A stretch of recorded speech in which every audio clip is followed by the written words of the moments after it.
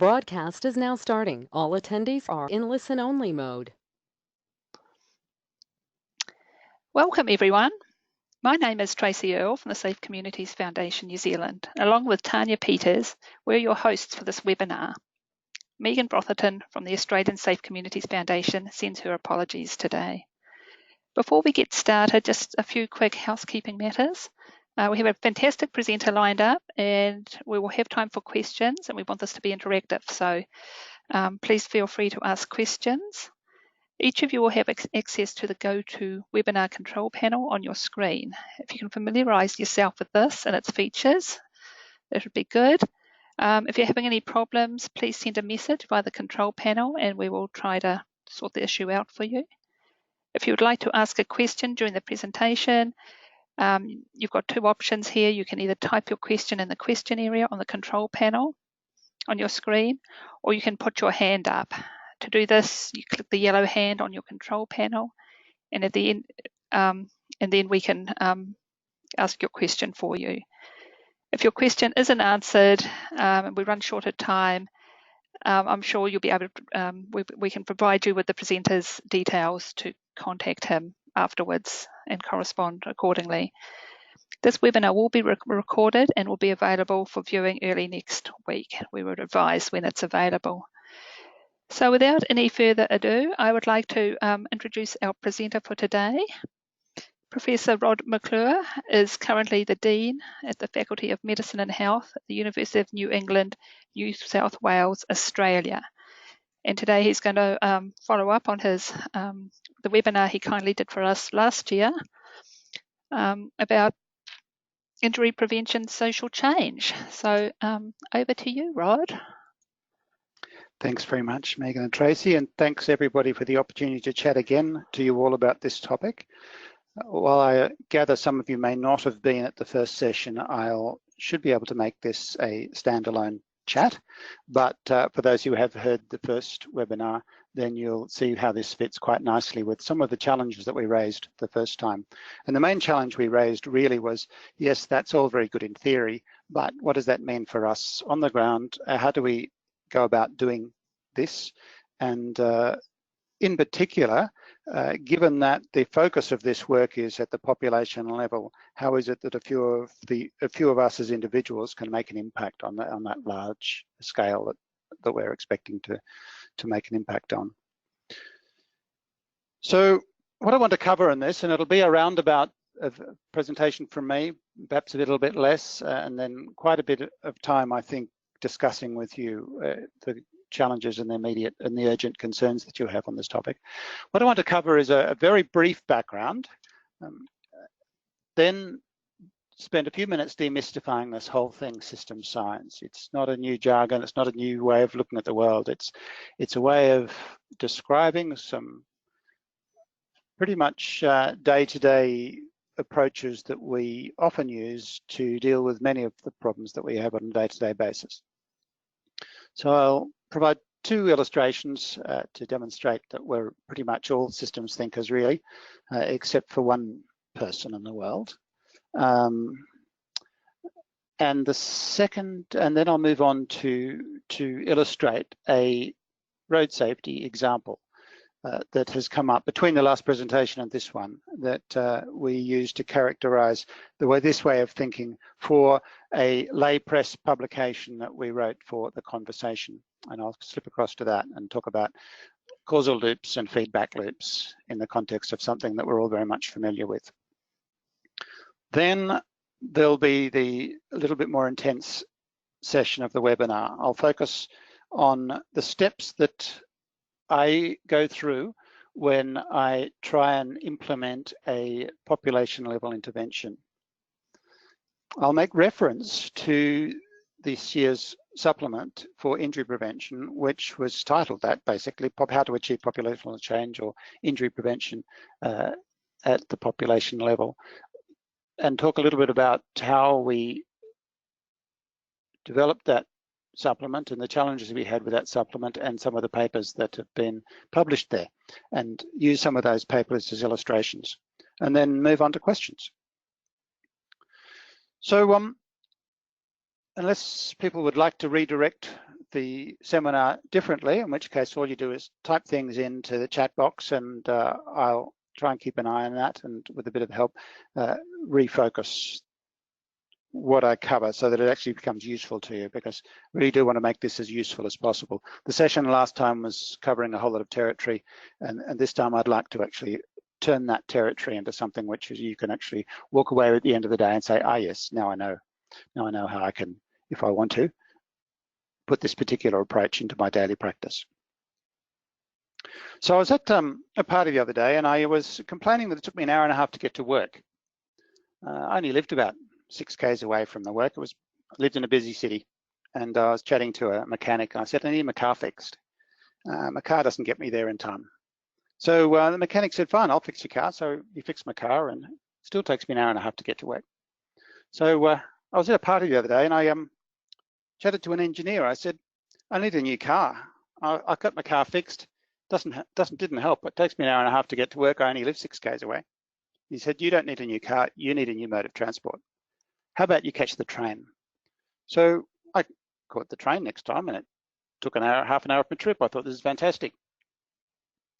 These engineers are smart people. I was so pleased that when I went to a party the other day, I chatted to a millennial. I said, gee, it's fantastic. I catch the train. It only takes me an hour to get to work. 6 k's, but gee, it's a half an hour less than by car. And the millennial said, well, it takes me 2 minutes to get to work. I get up, I don't bother changing out of pajamas. I log on my machine, I work on that all day, and then turn up at work at 5 o'clock to attend the happy hour drinks. So none of you would have listened to that and thought that that was at all strange. Every step that I described, it was quite clear to you that, yes, that's a logical process of trying to deal with a particular problem, and the limitations that one comes across by answering and addressing aspects of it doesn't necessarily produce the best result at the end of the day. If you think about function and how we actually need to achieve that function, rather than think about our process and how we need to fix our process, then we can often move much more quickly, and that's part and parcel of our normal jobs. Now, if I asked all of you, and this is the second illustration that you're all system thinkers, if I asked you to sell up your house and put all of your wealth on the advice of the best economist I can find you in terms of what you need to invest that money in on the stock market to try and pick where it's going to be in the next couple of weeks so you can then recoup your profits and rebuy your house, how many of you would be prepared to do so, even if I had the best economists in the world? Because you think there's something about the way the stock market fluctuates that is too difficult for even an expert to quite understand. And you know that so deep downly that there's no way you're going to try and maximize your profits on the basis of that transaction. So we're all system thinkers. The only person in the world who isn't a system thinker is your boss, who, when you go to and your boss says, why didn't you get this done? And you say, oh, well, it's a bit complex.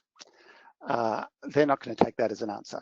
And so you try and, when you go into work, change your hat, change your processes, change your standards of behavior so that you can reduce everything into nice, doable allotments, little packages, little plug-in and play solutions that you can argue has a small enough sphere of influence and control so that you can make that difference that you can claim is yours, and that you can take credit for it, and that you could be held accountable for, and so that you're not at risk if somebody asks you to justify your last 24 hours work.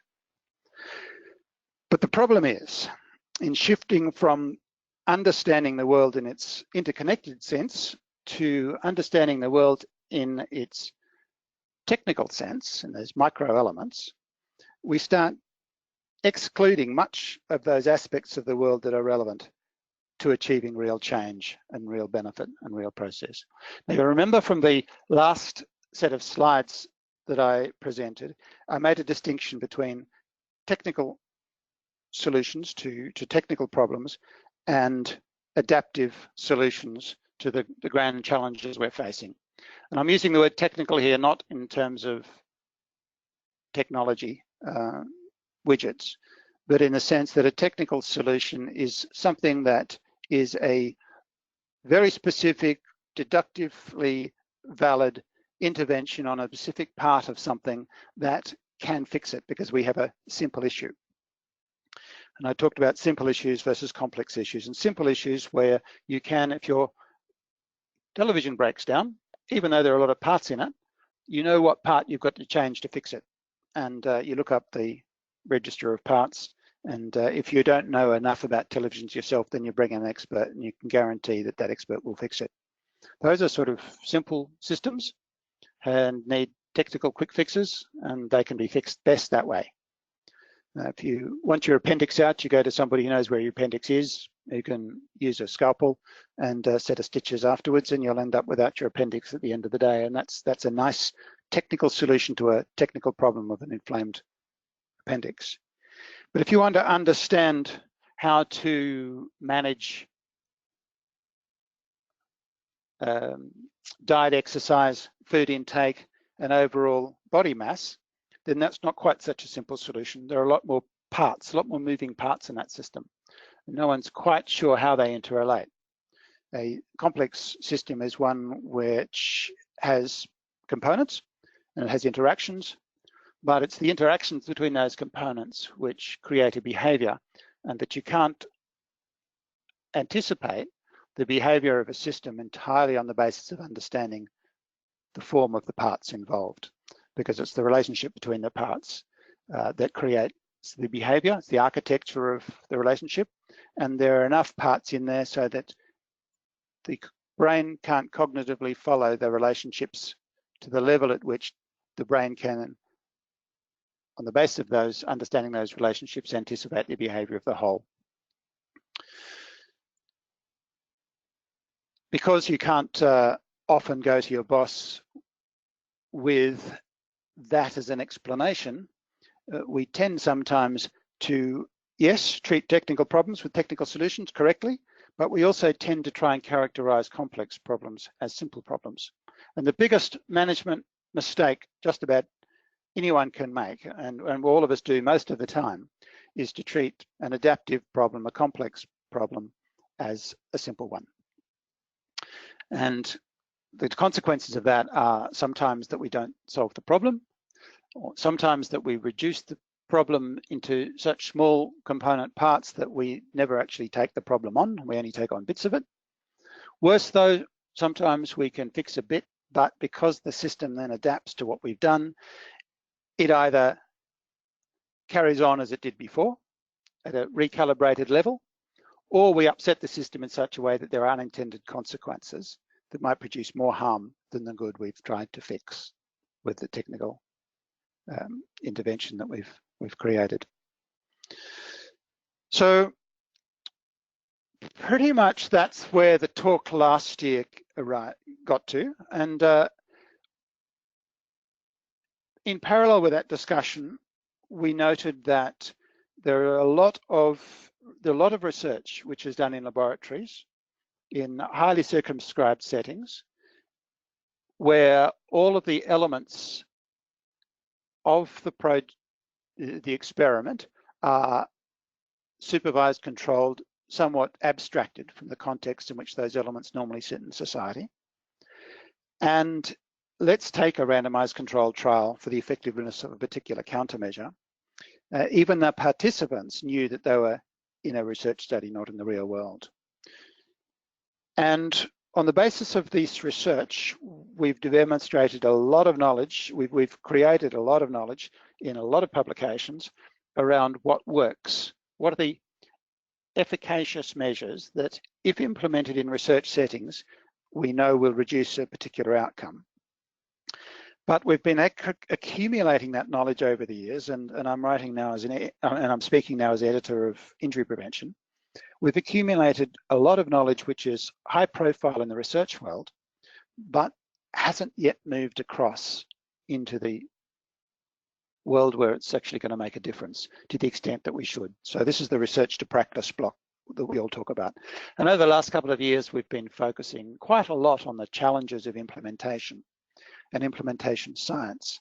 But we've tended to do that at least in the scientific literature, from the perspective of the researcher, and it's tended to be a process of that classic left to right linear development, where the idea is created on the basis of previous literature, that it's worked up in a laboratory, that on the result of the identification of the risk factors and quantification of the effect of outcome measures of interventions in particular research settings, it's then advocated that this particular intervention should be scaled up by practitioners in the public domain. And all of you will have come across the debate that suggests that that left to right model of privileged research knowledge through to slightly less privileged practitioner knowledge, and certainly the clean space of research and the messy space that we all live in the world, and the notion that if it isn't scaled up, it's something to do with practitioners, it's not something to do with researchers.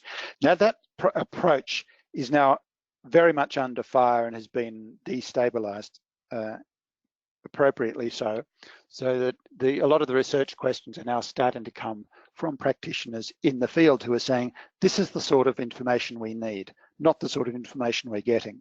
So how can we rethink research in that model? But the other challenge with doing research in the lab and then arguing that it just needs to be scaled up is that the large number of the factors which are responsible for something functioning or not functioning, interventions working or not working in the real world, can't be abstracted into a laboratory, because it's the social systems, it's the barriers and facilitators, it's the economic distributions, it's the culture. All of these aspects of what makes a society function are missing from the component part assessments that are done in a research setting. So that the research to practice block is in part the wrong information, but it's in part the fact that left out of all of the causal pathways that have been identified in the laboratory are those parts of the causal pathways which are systems level, societal level. So recognizing all of this, we put out a call for a supplement for people who've tried to do research at the societal level rather than tried to do research in the laboratory and expected other people to scale it up. And we put out this call in 2015, I think it was, but did not get sufficient number of submissions to the supplement for us to be able to publish the supplement, because there was almost no science which has been conducted in the injury world that has set out to describe the complex causal pathways that function at the societal level to produce the outcomes at the societal level. And once mapping those, intervene upon those causal pathways in a way to change the population level outcome. I've spent a little bit of while in one of the papers that you would have had as background arguing that reducing the problem of injury to quantifying individual risks and expecting people to assess those risks on any particular point of their day and make their behaviour decisions on the basis of those risks is not a very practical way to function. That a better way to try and communicate practices which will improve the injury-related health of the population is to look at population level frequencies and argue how can we change those frequencies in the population so that the numbers of deaths we've got at that population level are reduced. Now I won't rehash that particular logic, but in that paper, Injury Prevention as Social Change, there are a few passages in there which suggest that as individuals, what we need to do is buy into a systems level compact or contract that says I will accept certain restrictions on behaviours like road rules, because I understand that while those restrictions might be inconvenient to me at the moment, across the population, I know that 300 deaths will be reduced if we design a system around this particular set of road rules rather than a system which is one which is rules free. And I also pointed out at that particular stage that regardless of what an individual does, their risk is in part a consequence of the ambient behaviour of other people and the ambient structures and the built environments in which people work. And this starts to map back onto much of the safe communities thinking, much of the passive intervention thinking. So what I'm talking about now is not radically, well, in fact, it's not new perhaps to injury prevention practitioners in some ways, but in other ways, surprisingly, it is, and depends which group that you're talking to in which part of the current population and which part of the country. You'll find that there's still a little bit of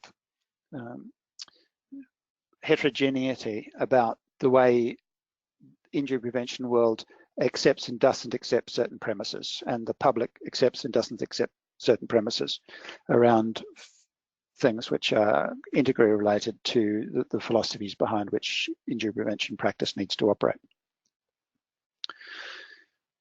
But one of those things is that not only does your boss not like complexity, often politicians, often funders, often members of the public, when they're stressed, want somebody to give them a simple solution. So as practitioners, how can we go into that space and say, well, sorry, it is complex, and yes, we need to operate at a systems level, and if we want to affect population level change, if we want to produce the death rate in Atlanta to match the death rate in Auckland, to match the death rate in Melbourne, and choose the lowest of those death rates as our marker, what have we got to do to try and affect that change? And who's responsible for the levers that we have to pull in order to affect that population level change? Well, as you will have seen from the supplement we did end up publishing 2 years after the first one, we did identify quite a number of papers from authors, a sufficient number just to fill one issue, who were able to look at changes in injury rates over time and try and come up with an explanation, a plausible explanation for them. But you won't find in there anybody who's yet been able to demonstrate that they went out to map the complex causal pathways. They identified parts of those pathways that they could intervene upon, they intervened, and they got to demonstrate a reduction accordingly. Most of the papers were commentaries, there were narratives, there were plausible explanations for why change might have occurred. And I think they provided some good insights, and I think they're very useful for us to read. And there are 1 or 2 articles in there which talked about how they were trying to adopt a joined up whole of population approach to and I'm thinking here of the suicide example, the Colorado activity, an approach, but they actually haven't yet demonstrated that that works.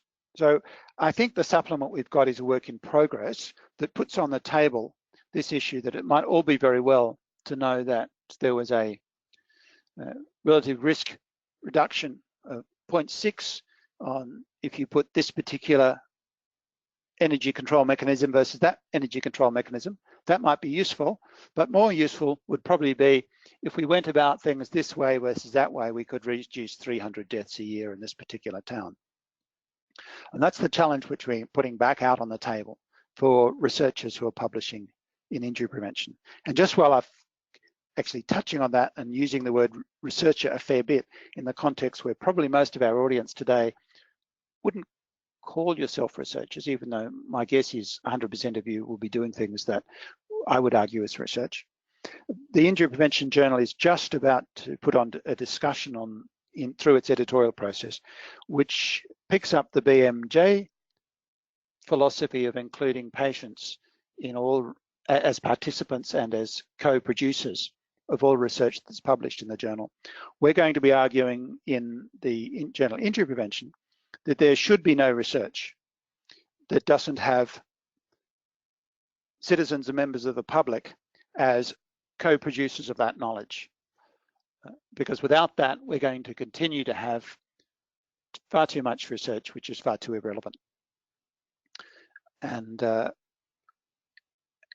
with more and more research needing to be done at the population level, if it's actually going to produce population level impacts, then having members of the public and the population in that research is simply a natural and justifiable and in fact necessary part of the research team.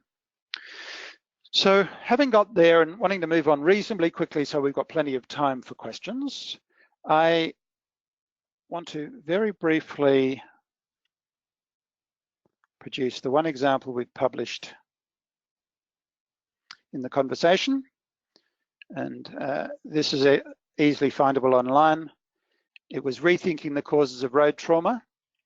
It grew out of, in this particular graph here, an observation that road user fatalities in Australia had dropped from 2007 to about 2014 and was going up again. And in terms of fatalities per 100,000 of population, we had that similar sort of increase. That we had been spending most of our time taking off specific parts of the system, roads, vehicles, road users. But whatever we were doing and we were thinking we were winning, clearly wasn't doing what we were thinking it was doing, because it went up again while we were still carrying on doing what we were doing. So something else was happening that was causing a problem. And we needed to think better about this. We characterized a causal pathway as currently considered by the current practitioners in Australia, just for the problem that was the drug-affected driver problem as part of the road user deaths. And we argued that the way people are currently thinking about dealing with drivers under the influence is that the policy is implemented to increase enforcement of and screening and enforcement by roadside testing, that as you increased enforcement, you reduce the number of drivers on the road under the influence of drugs, and this reduced the number of crashes, and this reduced the number of fatalities. And that was a simple, almost linear, although I've drawn it as a curve and a dotted line back here, because there is some tenuous link between the fact that we've got fatalities on the road and the policies taking action. But that's how we felt we were going to solve the problem in Australia. But we argued that that wasn't working, because this had forgotten about a whole another set of loops over here, which, regardless how many people you were taking off the road, were actually putting more people onto the road than you took off. And you could imagine a similar analogy to the one that we've used many times about why saving people who are drowning from the pond when we should be stopping people falling in, or taking people at the bottom of the cliff away in an ambulance when we should be putting a fence at the top falling them over. So this whole notion, while we're thinking this is a preventive process, we're still putting things in the road to stop drunk or drug drivers. We're not actually looking at what's causing the environment, at which there are more drug drivers in the environment. So this is the systems thinking approach, which says that yes, the drivers under the limits might be going up, but that's because we have prescription rates for opioids that are going up. And as a result of that, we've got more incidental users, and we've got more diversion, which produces more misusers and addicted users. And as a result of that, if you look at our population in Australia, we have a dramatic escalation in opioid-related misuse. Given that the roads is just a manifestation of how we live our lives, we get around on the road. If we've got more people getting around under the influence, then we're going to get more road users getting around under the influence. So that's going to be driving this up, regardless of the enforcement process that's taking a few of them off the road when they're caught. But also, if you're looking at policy action, we have in the past understood that policy shouldn't be multi-causal, and that we can address the problem of driver-related crashes into deaths and fatalities by vehicle design and by changing the infrastructure. And both of those can, to some extent, be in supporting not only the crash to fatalities consequence, but also the drivers under the influence to crashes consequence, depending upon how you design your vehicles. And so this is a highly simplified, but nevertheless, even in a highly simplified form, you can see your policy action not only is around enforcement, but it's providing alternative transport for those who are under the influence. Even if you don't reduce this, you can still reduce that by finding alternative ways of getting about. In Australia, there are vastly increased numbers of alcohol-related deaths in rural areas, and part of that might be because if you're in a rural area, you've got to get home from the party, there's no taxi that's going to get you 100 miles home, so you drive, whereas in the city, you don't. And then there's policy action around drug rehabilitation. So we need to take on this problem of opioid misuse in Australia leading to road crash deaths in a larger sphere of understanding and influence than simply the part which is related to the road safety practitioner who happens to be turning up and being asked how they're addressing the problem. So that's the example of a systems thinker.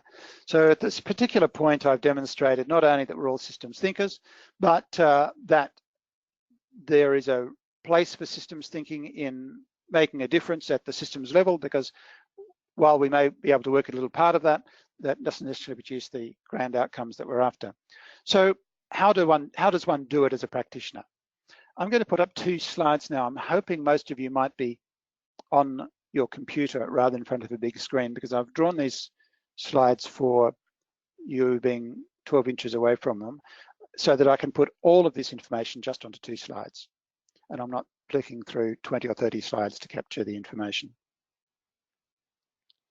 And I'll work through this, but this is really in 1 slide how one goes about facilitating a systems solution in public health, and in particular in injury prevention. Now, I pulled this from a whole lot of sources. It's the one I just tend to use to describe the world on 1 slide. So I guess there are 20 or 30 or 40 references that I could give you to this, but this one is incredibly simple. So if you, well, I'll walk you through line by line, but when you've got to the end, you'll say, well, basically that's not rocket science. That's in part a way of describing what I currently do. You'll see it in part as a way of putting some formal methodologies behind what you're currently doing. And for some of these formal methodologies, I'll describe a bit about what they look like, but not much detail about their technical aspects. Because if you are interested in a technical aspect of what a mental model might be, then it's a few lectures in themselves. You can go off and have a look at it, but I'll be able to tell you what a mental model is, for example. So if you're coming up to a problem, absolutely the very first thing you need to do is actually work out what that problem is. There's no point approaching something that the 3 people in the room have different ideas about. And there's no point approaching something that with people in the room if the people who own the problem aren't in the room. So steps 1 and 2 are about stakeholders and about, to some extent, defining the nature of what it is that you're trying to address, and therefore who the relevant stakeholders to that are. And it's iterative, because often you need to engage stakeholders to find out enough about the problem to know who other stakeholders are involved and what the relationships might be, and therefore who else you need to engage as stakeholders. But once you've started to focus your problem and started to formulate an expression of that as a problem that you're going to want to address, then it's who's related to that, how are they related to it, what in fact is the relationship, and why are people bothered with this? What is it to them? And there are formal tools of network analysis that you can use to examine these relationships between stakeholders and then to test whether you've got a complete set. Unfortunately, most of the time, we work with stakeholders who aren't necessarily the decision makers or the owners. One thing about systems, complex systems or adaptive systems as opposed to simple ones, is that simple ones can often be solved by some outside expert. Complex problems, adaptive problems, generally have to be solved by the people with the problem. In fact, people with the problem are the ones that are really the only ones that can define the nature of what that problem exactly is.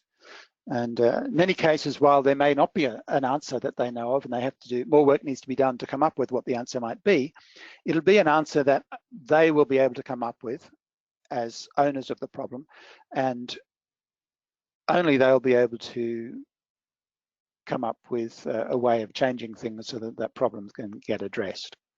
And it'll be addressed probably by iteratively. You can't put in a counterfactual. The world won't, we can't say, let's get rid of this one, put in something that looks different. Let's move from where we are to a place we'd like to be. So it does move along with the people, and those people have to be part of that iterative change process. But unless you have those people who own the problem and have the capabilities to address the problem in the discussion, then it's a paraphenomena. We can come up with a nice looking model at the end of the day, but we're not going to be able to do anything about it because the people who have the capabilities for doing about it haven't bought into our understanding of the nature of the beast. So engagement is absolutely critical at the right level. So the next thing, once we have the people involved, it's helping us, and I'll talk about us now instead of they, us as a group of people who is the challenge, at the levels at which make a difference, understand how to work together and how to go through this collaborative learning. In many cases, most of us aren't trained in this, and we'll come into meetings expecting to have our point understood at worst. At best, our point taken as the right point, and that it's just a case of arguing so that everybody else agrees with me and I don't have to agree with everybody else. And this, the rightness or wrongness of positions and the ownership of particular positions ends up in a most unproductive discussion.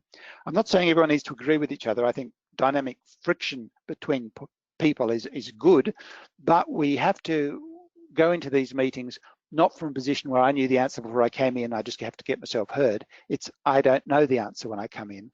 Collectively as a group, we're going to know the answer when we leave here. And that answer won't necessarily be right even then. It'll just be less wrong than our current position happens to be.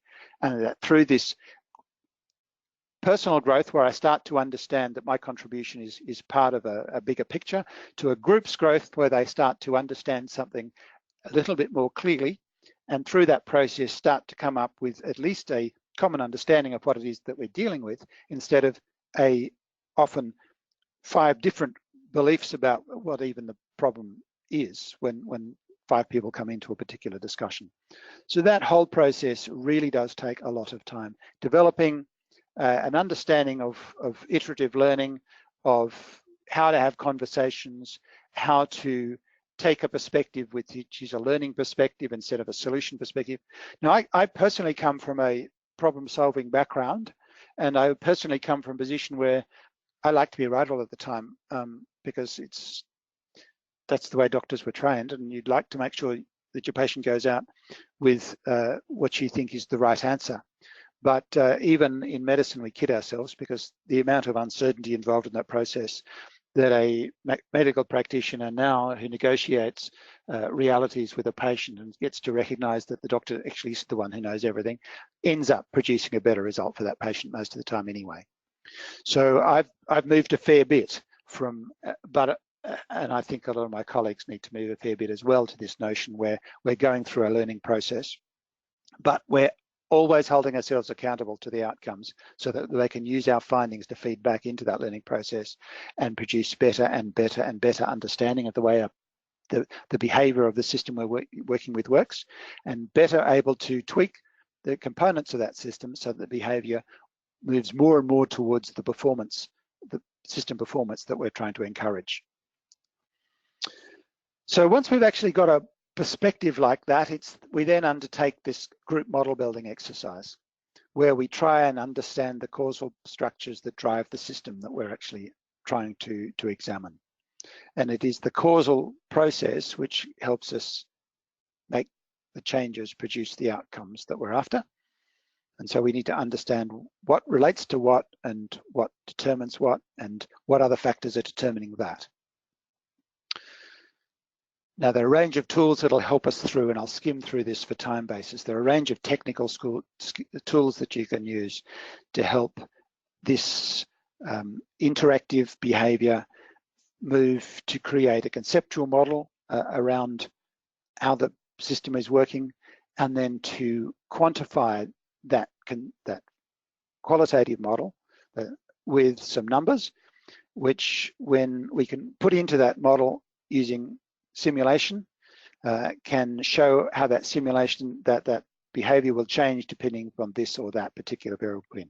So this shifts science from experimental science, which is empirical observational, comes up with a mathematical formula, which is used to model the observed behavior as best that mathematical formula can model it, and then to draw conclusions on the basis of the model, which is what statistics does, to something quite different.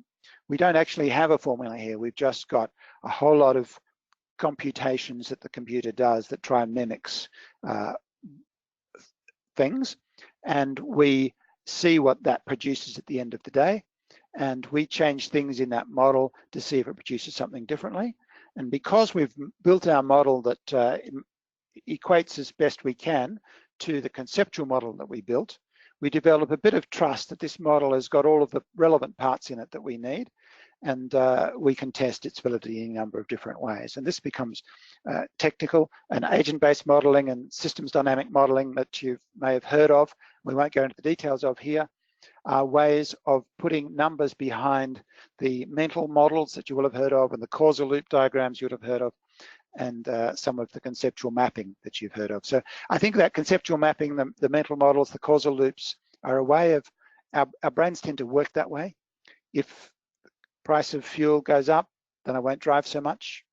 You can represent that with two words with circles around them and a line between them and a plus sign. If this goes up, then that goes up. That sort of qualitative thinking is easy to bring crowds along with, and then you just need a technician to actually turn that into numbers so that you can start to say how much price increase produces how little travel, and then we can test that relationship, and then we can model that relationship, and they can build a model as it becomes bigger and bigger. So all of that does really is do nothing more than give us an experiential space on a whiteboard to test our conceptual understanding of how the world works using real data. And then once we've done that, we identify points in the system where a few changes can produce maximum benefit. The one disempowering thing about systems thinking, or even safe communities, or about any sorts of population level change is how can one person actually shift all of that? And basically you can't. But if you can find points in the system where you get maximum benefit, then we can spend a bit of time on that. And the example I often use is introducing the wolves back into Yellowstone Park. Just by introducing that simple thing, a predator at the top of the food chain, the course of rivers have changed because of the distribution of the elks grazing, the distribution of the growth of vegetation around the rivers, the distribution of the erosion, and therefore the direction of the rivers. All because we actually put in a very specific intervention into the system, but recognizing that it was not just a technical intervention, it was a specific intervention inside a system, knowing that was a point of high leverage that would produce multiple ripple effects and consequences, and that basically was a magnifier effect and produced a whole population level change of the way the Yellowstone Park ecology works. So that is discussed again with the group model once you've fed the model back to them. And then because the people in the stakeholders are the ones who own the system, then you don't have to then take this out into the real world. You have the people who own the real world in the room with you, and you have the real world illustrated in these models, and you can look at what might change if one does this. You can then convert that into a set of changes which people are comfortable enough to implement in their sphere of influence. But because you've got all the spheres of influence in that room, that one person doesn't have to change the world, that one person has to change their bit in the concert with the others changing their bit, so that we can implement what we have done experiments on in the simulation environment. But, and this is where the continuous learning comes back in, and where it's not a case of doing an RCT for 6 years, giving somebody information, telling them to go off and get it right.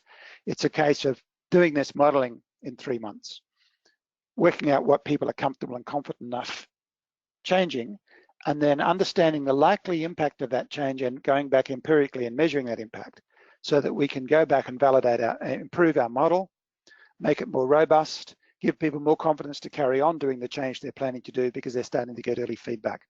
And this test it and see is the way we often work in the real world, not in our labs, not in research, not in science, but if you want to know whether the bath water is hot enough, you turn it on, you put your hand in it. If it's not hot enough, you turn it on a bit more, you put your hand, if it's not hot enough, you turn it a bit more. Instant feedback, instant change, and a much quicker way at getting to the end result than it would be if you sat down and tried to make a mathematical model of it, how long it would take for the temperature to get to a certain level if we poured it for this amount of time.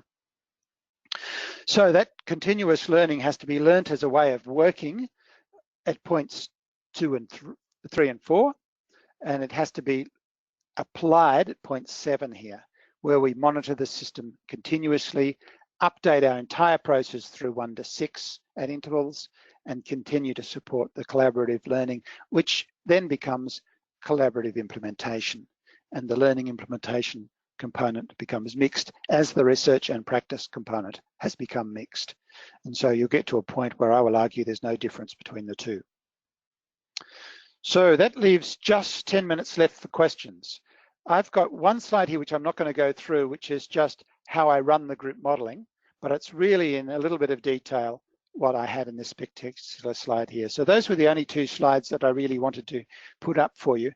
And I think in that one particular slide, I've captured what I understand to be how one as a practitioner who is an opinion leader and a responsible person for trying to encourage reduction of injury in a group, how one might want to take on a process of achieving that if one wanted to look at a systems approach to injury prevention. And so with that, I'll stop talking.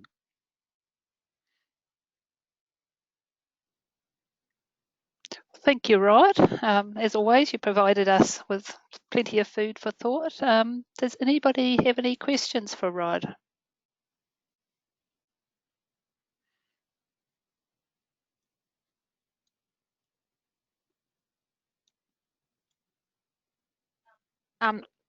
Hi, Rod. It's Tanya Peters, Safe Communities Foundation. We had a couple of questions come in while you were talking. I'll just put over to Dale Hanson, who had a question. If you'd like to unmute yourself, Dale, and then you could ask Rod your question. Oh, yeah. G'day, Rod. Hi, there's Dale.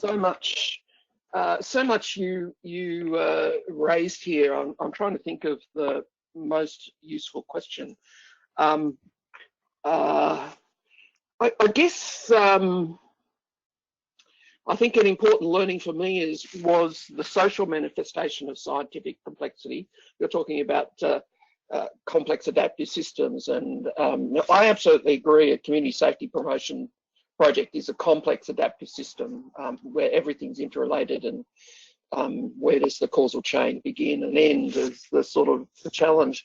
But the other literature I found interesting is that of wicked problems, and I don't know if people are familiar with that, but you know, a good example of a wicked problem is global warming. And the problem is that no one can agree what the problem is.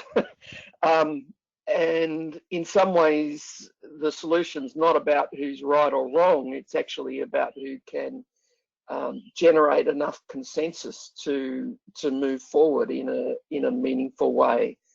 So if you come across that literature, Rod, and do you have any thoughts about that? So the wicked problem is that, you know, in some ways that's your step 2 and 3, that to even begin to do anything, you actually have to sit down and get people to agree on what their understanding of the problem is, and even accept the fact that you know, a community group in Mackay might reach a different understanding of the problem of road traffic accidents than perhaps a community group in Porirua in New Zealand.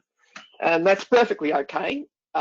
It's up to those groups to agree on what they're prepared to work on. Do you have any comments about that, or have you come across that literature? Yeah.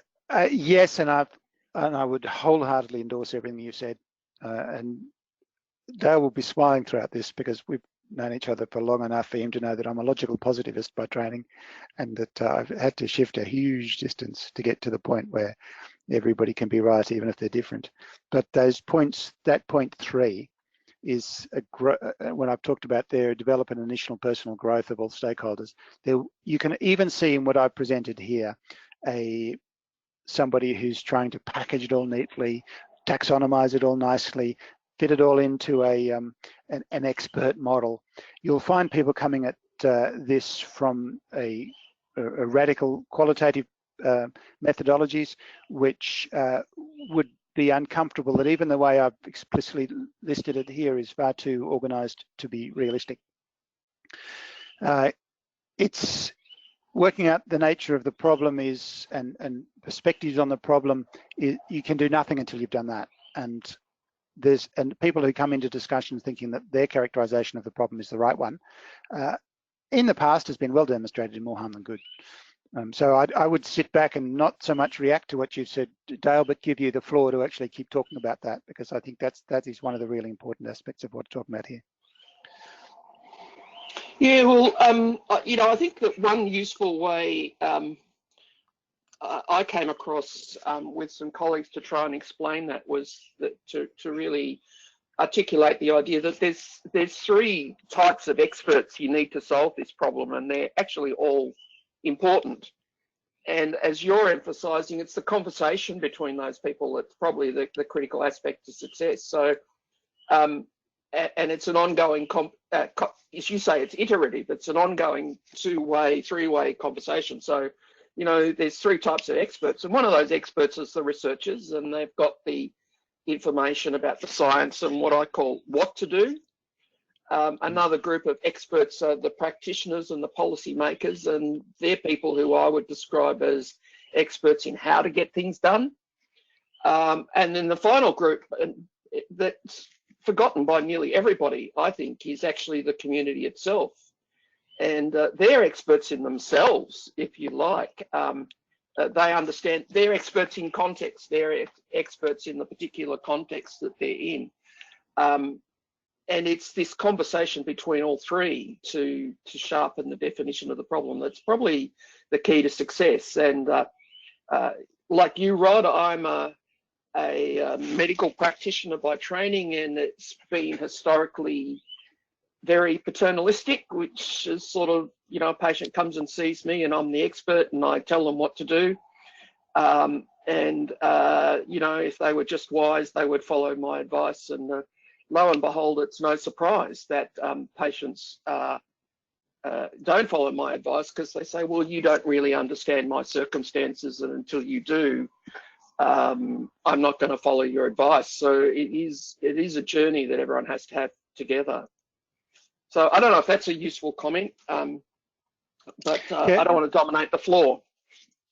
And I'll stop. Thank you, Dale. Oh, sorry, Rod. Thank you, Dale. I think that was some useful comments. There, Rod, did you want to answer that? And No, anyone else I'll have leave any it. questions? Leave it to the other questions. I'll come back if there's dead silence. There was lots of parts of your speech that I found interesting, Rod, but one thing I thought was fascinating when you gave the example of the wolves, and you said a point of high leverage and a magnifying effect. Have you seen any examples of that in the community safety injury prevention field? I've seen lots of wolves and sharks around, but they're probably not different sort of wolf and shark. I'm stalling for a minute because I don't have a simple answer to that. Yeah. I had graduated driver licensing, somebody suggested to me in the US was their best example of that. I'm not convinced. But I think, and it does follow from Dale's comment. People say you can't change at the population level, but society has been changing at the population level since society was created. We've got lots and lots and lots of levers in there which are purely there to help us manage our societies. So yes, it's not an outside person who comes in, it's the society which decides how it wants to live and why. Yes. So there would be any number of examples that you've got from your day-to-day practice, which I believe would probably be good examples of what we're talking about here.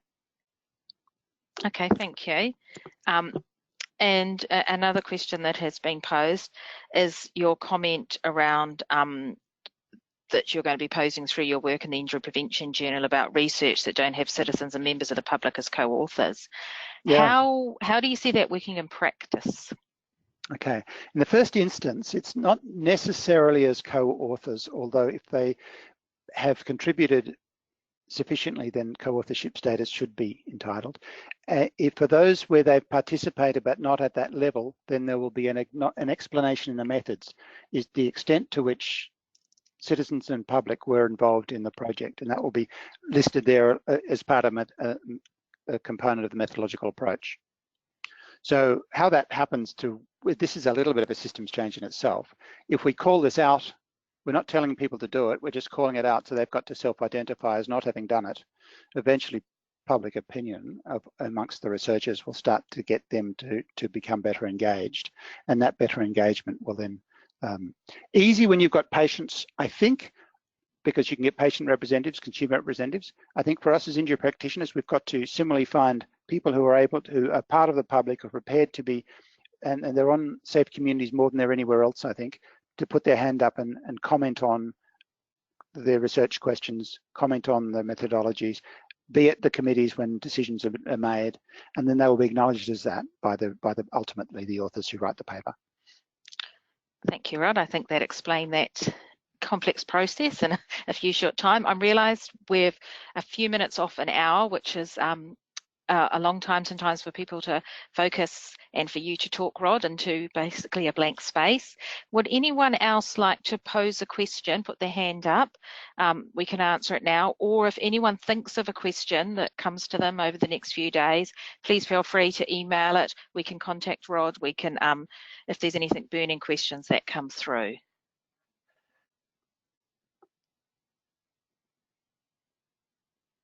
You've wowed them so much, Rod, with the knowledge that they're all just processing it, I think.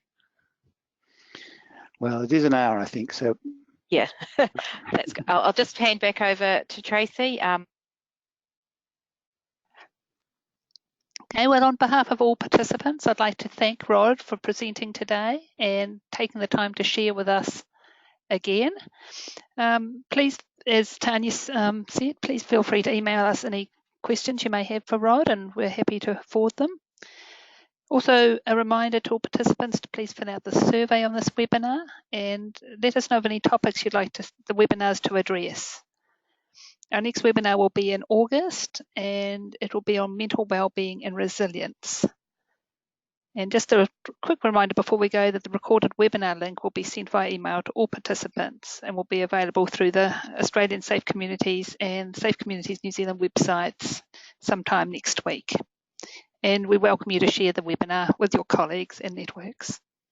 Thank you everyone for your time today and for your participation.